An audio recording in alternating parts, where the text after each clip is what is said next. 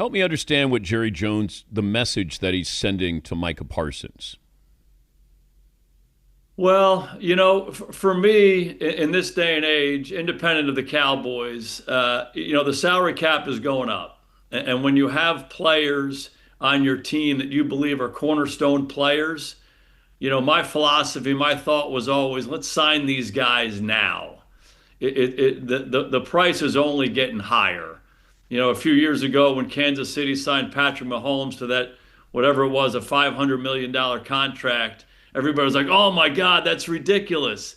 It's a bargain. It's a bargain now. They were ahead of it. They took a preemptive strike and it seemed aggressive at the time, but, they're getting that guy for what I would consider below market value.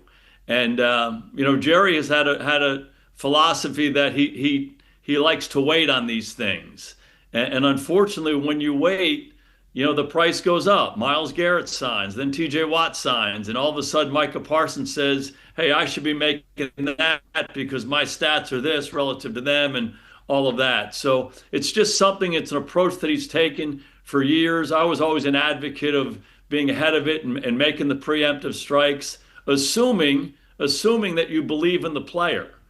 Assuming that you think he is a cornerstone player for you, he represents everything you want in the organization, and he's extremely productive. So I got to believe they want Micah Parsons to be with them for a long time, and I would think that it's better to try to get it done sooner rather than later.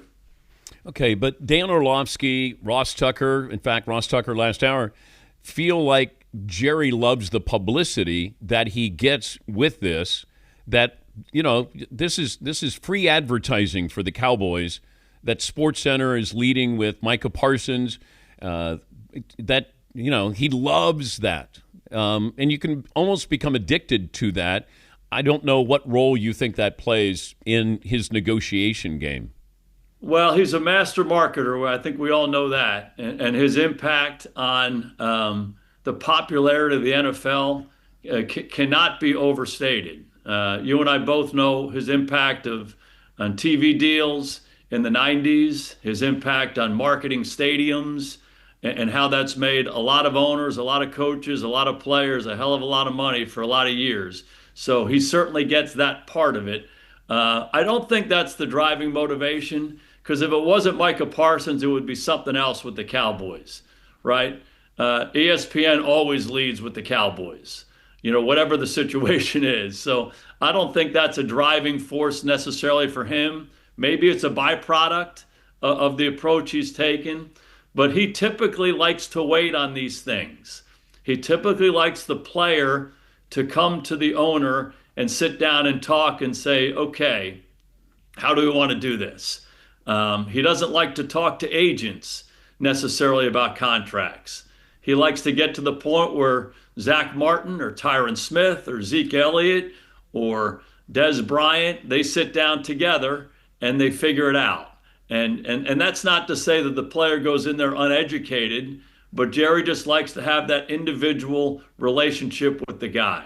And he's done that forever. He did it with Deion Sanders and Troy Aikman and Michael Irvin and all the guys back in the 90s. So it's just an approach that he takes. My concern is the more you wait, the more you pay. But he knows that, though, Jason. Yeah. He's a brilliant businessman.